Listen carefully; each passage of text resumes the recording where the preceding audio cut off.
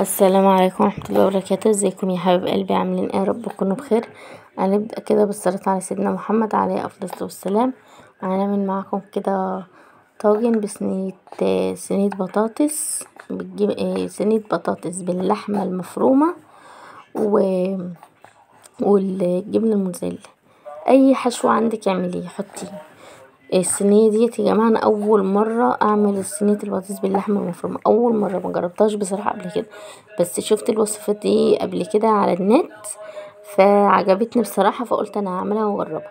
هي وصفه بسيطه جدا وسهله وبتعمليها في 5 دقايق، بس تحسي ان انتي عامله حاجه كتير كده، تحسي ان انتي يعني مخترعه حاجه حلوه كده وجميله بصراحه. انا هنا طبعا حطيت 3 معالق كبار زيت. متنسوش بس تصلوا على النبي عليه افضل الصلاة والسلام، وتشتركوا في القناة وتفعلوا الجرس. انا هنا حطيت 3 معالق زيت كبار وقطعت كده البطاطس دي مكعبات. عايزين تقطعوها شيبسي كده ماشي، بس الشيبسي هتتهري منكم، يعني لو قطعتها شيبسي هتتهري منكم اوي. انا هنا قطعتها كده مكعبات. وهاخدها بقى تشويحة كده بالزيت، بس مش هحمرها، يعني بس هاخدها تشويحة لون بس معايا، اللي هي تستوي معايا بس كده، يعني 90% بس، فاهميني؟ عشان لسه هنحطها في الفرن. هنا طبعا اللحمة المفرومة انا كنت معصقاها يعني جاهزة، يعني ما فيهاش حاجة، بحط اللحمة، ما بحط جان ولا اي حاجة، والتوابل بتوعي اللي هم 7 بهارات، الملح، الفلفل الاسمر، نطرة كزبرة، نطرة شطة بسيطة لو بتحبها سبايسي. وهنا انا كنت بسوي اللحمة، باخد برضو اللحمة تشويحة كده الاول، وبعد كده وبحط مع اللحمة نقع بالبلح عشان تستوي على طول، وبزود بقى بمية كده سخنة. ده البطاطس اهي زي ما قلت لكم استوت معايا، بس التوابل بقى اقول لكم انا حطيت توابل ايه. استوت معايا، او المفروض ان انا ما اسويهاش قوي كده. خدوا بالكم انتم بقى، المفروض ما تسووهاش قوي كده علشان هي بتاخد سوا في الفرن، بس هي مش مشكله عادي برضو، مش هتخسر. انا بقى هقول لكم حطيت التوابل ايه على البطاطس وهي بتتشوح كده.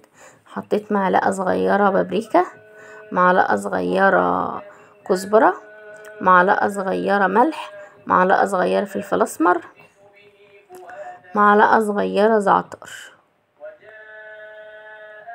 والشطه على حسب الرغبه، لو حابينها سبايسي حطوا شطه، مش حابينها سبايسي ما تحطوش شطه. بس دي التوابل اللي هي تتحط.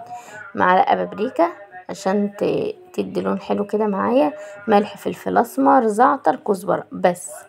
وحطيتها بقى في الطاجن اهو زي ما انتم شايفين. انا كنت هحطها في الابيض التقيل ده بس ما كفش، فانا عامله الصينيه الصغيره دي بس كده على قدنا، وقلت اما اجربها مني اول مره بصراحه، بس بالله جميله جميله جميله.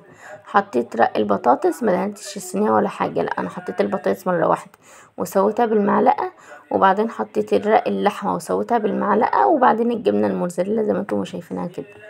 تحفة والله العظيم يا حبايب قلبي، تحفة تحفة تحفة. وطريقة سهلة وبسيطة للي لسه أول مرة يعمل أكل، ولسه اللي أول البنات الصغننين اللي هم أول مرة يقفوا في المطبخ. ومع بقى جرجير أنا شطفاه كده وحاطاه في مية وملح، مية وخل يتنقع مع جرجير ومخلل بس كده، وغدوة حلوة ومفيش أي حاجة. متنسوش بقى تشتركوا في القناة وتفعلوا الجرس واللايك يا جماعة حبايب قلبي، اللايك أهم حاجة، اللايك.